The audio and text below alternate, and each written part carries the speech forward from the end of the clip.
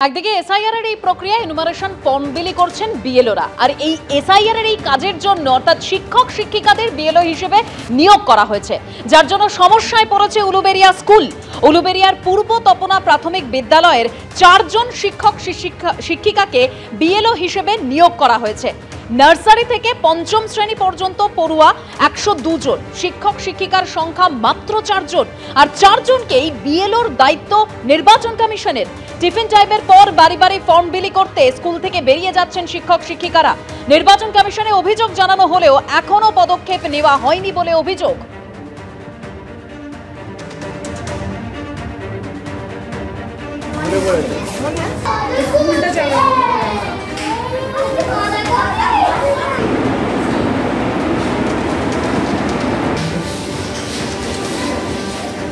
সমস্যা এখন আমাদের পঠন পাঠনের ছাত্রছাত্রীদের পঠন পাঠনের খুব সমস্যা হচ্ছে, কারণ আমরা ওই কাজে ব্যস্ত, আমাদের খুব টেনশনের মধ্যে থাকতে হচ্ছে যে কাজটা আমরা কি করে তুলব, এবং তা সত্ত্বেও এবার আমাদের সিলেবাস কমপ্লিট করে ডিসেম্বরে ফাইনাল পরীক্ষা দিতে হবে বাচ্চাদের।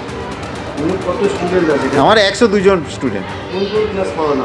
হ্যাঁ, পিপি থেকে 5 পর্যন্ত। সেখানে কজন টিচার আপনারা? আমরা বর্তমানে 4 জন আছি, থাকার কথা 6 জন দরকার, কিন্তু বর্তমানে 4 জন আছে। তো যখনই আমাদের পঞ্চায়েত থেকে ডাকে আমাদের চলে যেতে হয়। রাজ্যে যখন এসআইআর এর কাজ চলছে, তখন উত্তরবঙ্গে নির্বাচন কমিশনের বিশেষ টিম এসআইআর এর কাজ খতিয়ে দেখতে আলিপুরদুয়ার কোচবিহারে বৈঠক নির্বাচন কমিশনের। বৈঠকে ছিলেন পশ্চিমবাংলার দায়িত্বপ্রাপ্ত deputy election commissioner Gyanesh Bharti, ছিলেন রাজ্যের মুখ্য নির্বাচনী আধিকারিক মনোজ কুমার আগরওয়াল।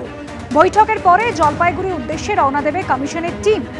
আগামী শনিবার পর্যন্ত উত্তরবঙ্গে থাকবেন কমিশনের প্রতিনিধিরা।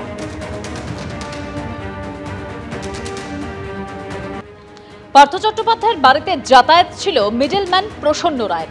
আলিপুরের সিবিআই আদালতে বিস্ফোরক দাবি শুভময় শিকদারের। পার্থ চট্টোপাধ্যায়ের ডিজিটাল অ্যাকাউন্ট দেখভালের দায়িত্বে ছিলেন শুভময় শিকদার। মিডলম্যান প্রসন্ন রায়কে চেনেন। আদালতে ছবি দেখিয়ে প্রশ্ন শুভময় শিকদারকে। প্রসন্ন রায়ের ছবি শনাক্ত করেন শুভময়।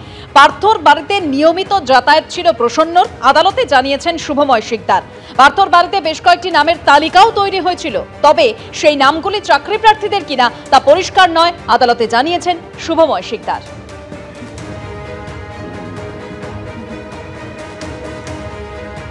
ইডি আদালতে বড়োয়া তৃণমূল বিধায়ক জীবন কৃষ্ণ সাহার জামিনের শুনানি।